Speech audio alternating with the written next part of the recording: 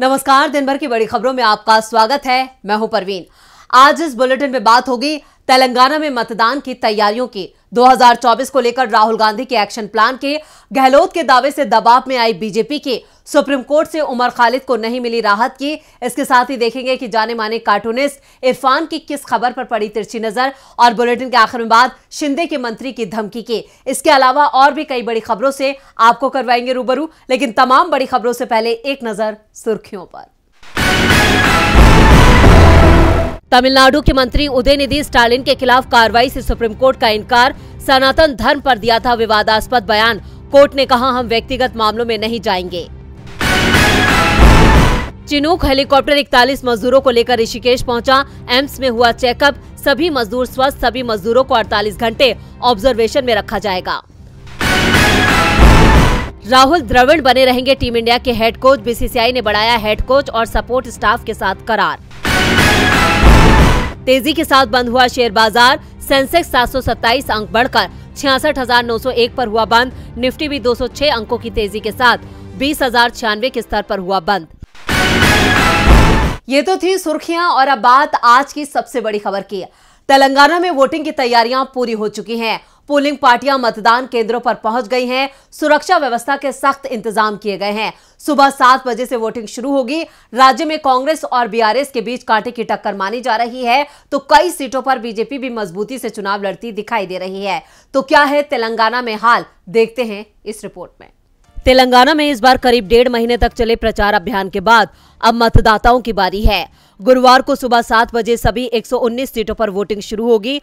नक्सल प्रभावित 13 सीटों पर 4 बजे तक वोटिंग होगी। बाकी की सीटों पर 5 बजे तक मतदान होगा। राज्य के 3,26,18,205 मतदाता 2290 उम्मीदवारों की किस्मत का फैसला करेंगे। इनमें से पुरुष वोटर 1,62,98,418 और महिला मतदाता 1,63,1705 है। राज्य की सत्ता पर काबिज बीआरएस सभी 119 सीटों पर चुनाव लड़ रही है, तो दूसरी ओर कांग्रेस ने राज्य में सीपीआई से गठबंधन किया है।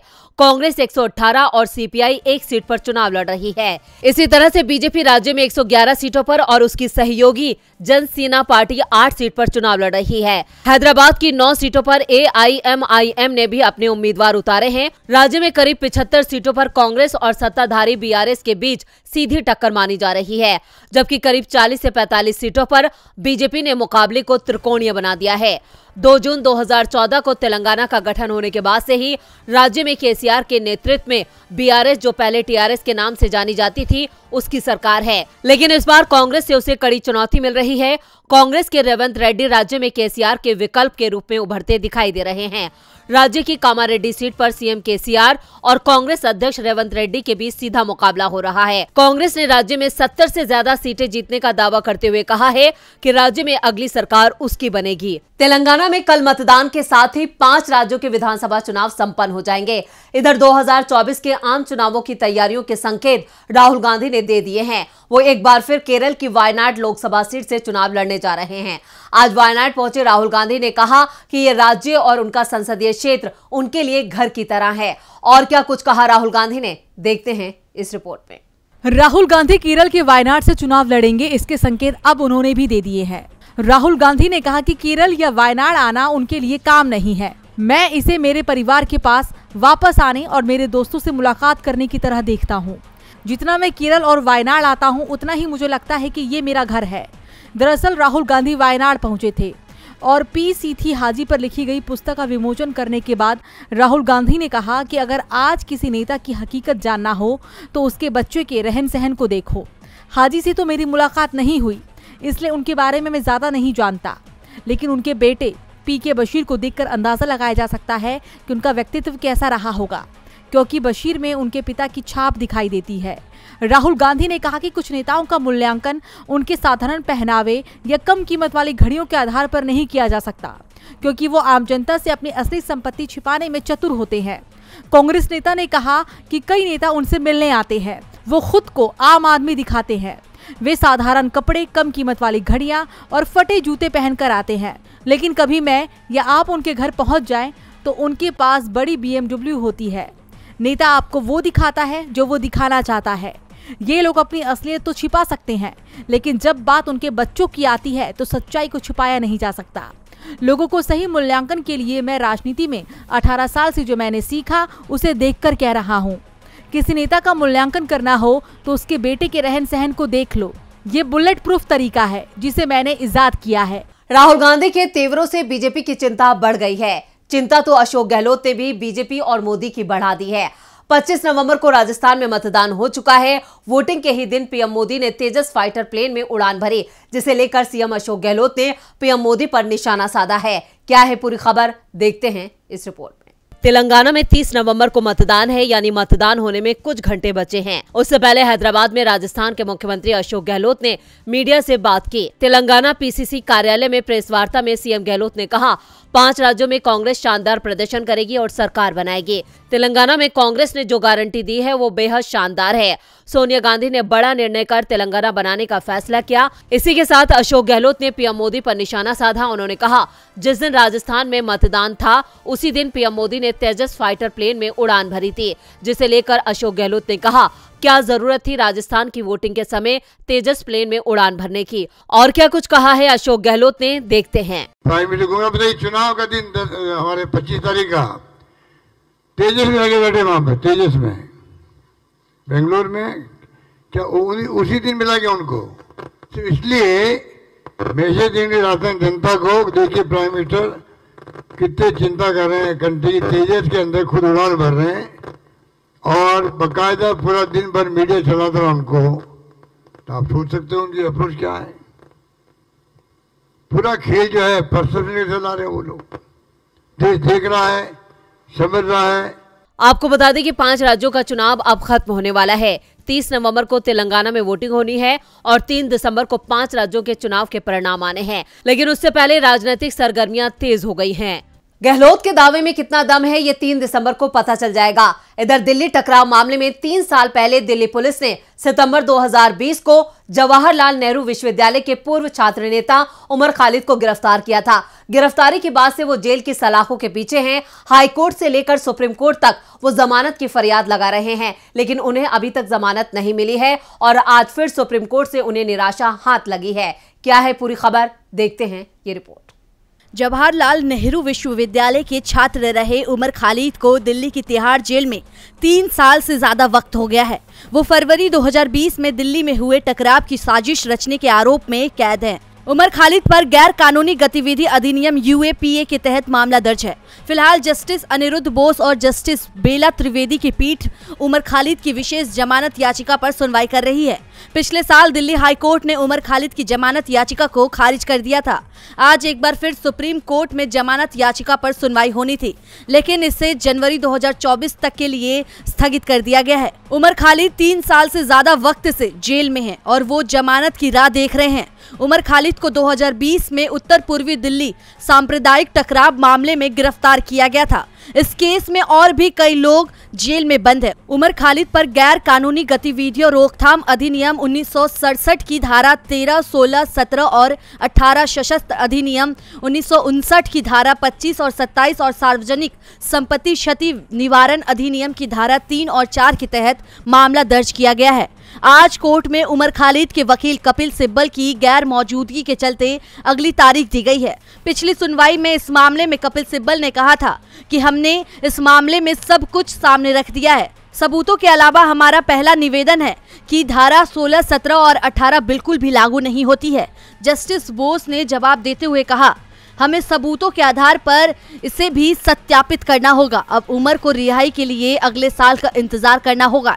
उमर खालिद को फिलहाल राहत मिलती नहीं नजर आ रही है। इधर सुप्रीम कोर्ट राज्यपालों को राहत देता नजर नहीं आ रहा है। सुप्रीम कोर्ट ने बिलों को मंजूरी देने में राज्यपाल की तरफ से की जा रही देरी को लेकर केरल सरकार की याचिका पर सख्त टिप्पणी की है। कोर्ट ने केरल के राज्यपाल आरिफ मोहम्मद खान की कार्यप्रणाली पर सवाल उठाए और क्या कुछ कहा कोर्ट ने, देखते हैं इस रिपोर्ट में। केरल सरकार और राज्यपाल आरिफ मोहम्मद खान के बीच लंबित विधेयकों को लेकर चल रहे विवाद पर सुप्रीम कोर्ट में आज सुनवाई हुई। इस दौरान सुप्रीम कोर्ट ने राज्यपाल आरिफ मोहम्मद खान से तीखे सवाल किए। सुप्रीम कोर्ट ने राज्यपाल से पूछा कि आखिर वो 2 साल तक लंबित बिलों पर क्या कर रहे थे। उन्होंने कहा कि जैसे राज्यपाल की संवैधानिक जवाबदेही है उसी तरह कोर्ट की संविधान और जनता के प्रति जवाबदेही है। सुनवाई के दौरान सुप्रीम कोर्ट ने कहा कि राज्य के संवैधानिक पदाधिकारियों को कुछ राजनीतिक दूरदर्शिता दिखाने दीजिए। सुप्रीम कोर्ट ने इसके साथ ही केरल सरकार को याचिका में संशोधन करने की इजाजत भी दी है। सुप्रीम कोर्ट अब राज्यपालों के अध्यादेशों पर फैसला लेने के लिए नई गाइडलाइन बनाने पर विचार करेगा।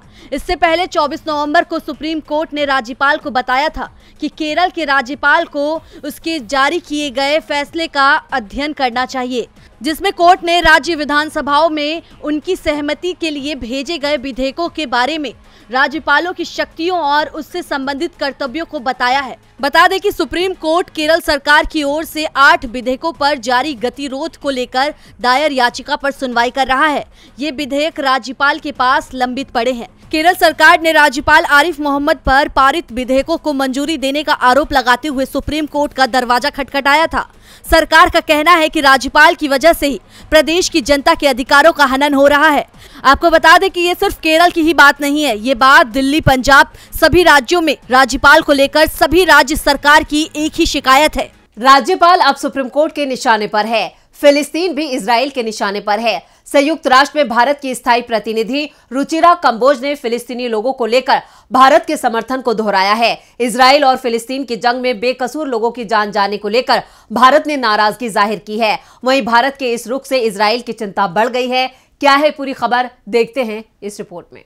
इजराइल और फिलिस्तीन की जंग में भारत के रुख से इजराइल खेमे में नाराजगी देखी जा रही है। संयुक्त राष्ट्र में भारत की स्थायी प्रतिनिधि रुचिरा कंबोज ने फिलिस्तीनी लोगों को लेकर भारत के समर्थन को दोहराया है। उन्होंने कहा कि इजराइल फिलिस्तीन के बीच चल रही जंग में बड़े पैमाने पर बेकसूर लोगों की जान का नुकसान किसी भी सूरत में मंजूर नहीं है। कंबोज ने कहा कि दुनिया 29 नवंबर को फिलिस्तीनी लोगों के साथ अंतर्राष्ट्रीय एकजुटता दिवस मना रही है। हम भी उन्हें लगातार राहत सामग्री भेज रहे हैं। मदद रुकनी नहीं चाहिए। रुचिरा कंबोज ने आगे कहा, हम आज ऐसे वक्त में इकट्ठा हुए हैं जब मध्य पूर्व में चल रहे इजराइल फिलिस्तीनी जंग की वजह से सुरक्षा हालात बिगड़ रहे हैं।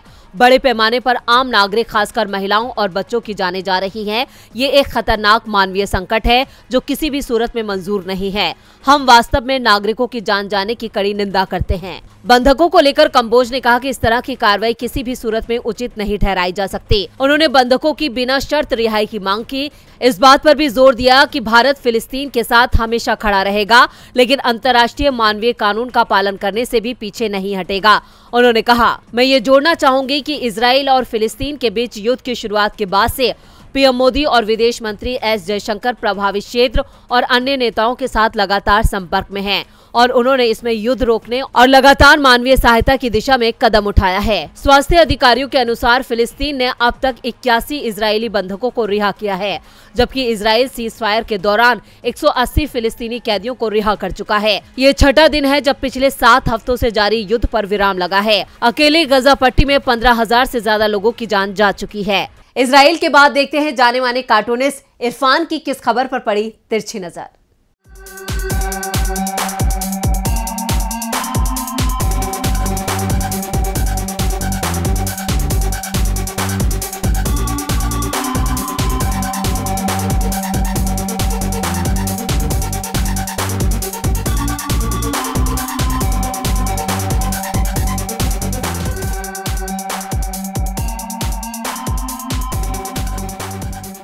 जो हमने माना है कि चाहे कोई त्योहार हो, चाहे क्रिकेट हो या कोई शादी हो, सबकी खुशी का इजहार हम पटाखे चलाकर ही करते हैं। तो उत्तरकाशी की टनल में से निकले हुए मजदूरों और उनको निकालने वाले जावाजों की शान में अगर हम कुछ पटाखे चलाते तो क्या उचित नहीं होता?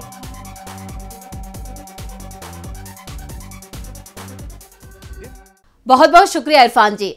और बुलेटिन के आखिर में बात शिंदे के मंत्री की धमकी की। महाराष्ट्र के शिक्षा मंत्री और शिंदे गुट के नेता दीपक केसरकर का एक वीडियो सोशल मीडिया पर तेजी से वायरल हो रहा है, जिसमें वो सवाल पूछने पर महिला शिक्षक उम्मीदवार को धमकी दे रहे हैं। महिला शिक्षक के सवाल पूछने पर मंत्री जी अपना आपा खो देते हैं और उसे अयोग्य घोषित करने की धमकी देते हैं, जिस पर शिंदे सरकार विपक्ष के निशाने पर आ गई है। महाराष्ट्र की शिंदे सरकार के शिक्षा मंत्री दीपक केसरकर का एक वीडियो काफी तेजी से वायरल हो रहा है, जिसमें सवाल पूछने पर महिला शिक्षक उम्मीदवार को केसरकर धमकी दे रहे हैं। आपको बता दें कि वीडियो में महिला और उनके बीच में बहस होते हुए साफ तौर पर देखा जा सकता है।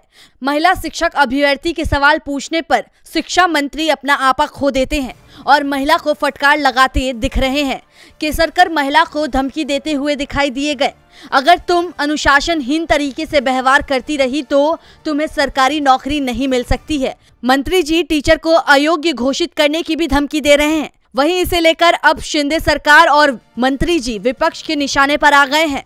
एनसीपी शरद पवार गुट की सांसद सुप्रिया सुले ने मुख्यमंत्री एकनाथ शिंदे और दोनों उप मुख्यमंत्री देवेंद्र फडणवीस और अजित पवार को टैग करते हुए सोशल मीडिया एक्स पर लिखा कि वीडियो को देखने के बाद आश्चर्य होता है, सच में इन मंत्रियों को हुआ क्या है। एक वरिष्ठ मंत्री इन दिनों सार्वजनिक सभाओं में जनता को धमकाते नजर आ रहे हैं। उनका ये रवैया क्या मुख्यमंत्री और उप मुख्यमंत्री को मान्य है? क्या तीनों की सहमति है? आपको बता दें कि सुप्रिया सुले ने ये भी मांग की है कि दीपक केसरकर को उस टीचर से सार्वजनिक तौर पर माफी मांगनी चाहिए। दरअसल ये पूरी घटना बीते रविवार की है। शिक्षा मंत्री अभ्यर्थियों से मिलने महाराष्ट्र के बीड़ के कपिलधर पहुंचे थे। इस दौरान जब एक महिला शिक्षक अभ्यर्थी ने केसकर से शिक्षा भर्ती प्रक्रिया में काफी देरी के बारे में सवाल किया तो शुरुआत में केसकर ने नॉर्मली जवाब दिया। उसके बाद केसकर तब अपना आपा खो बैठे जब महिला ने दावों को चुनौती देते हुए अपना सवाल जारी रखा। इस पर केसकर आग बबूला हो गए और कहा कि वो सरकारी नौकरी के लिए आयोग घोषित कर दी जाएगी। ऐसे में सवाल उठता है कि क्या महिला सम्मान की बात करने वाली बीजेपी और एनडीए की सरकार अपने ही मंत्री के आगे फेल हो रही है? तो आज इस बुलेटिन में इतना ही। देखते रहिए डीबी लाइव। नमस्कार।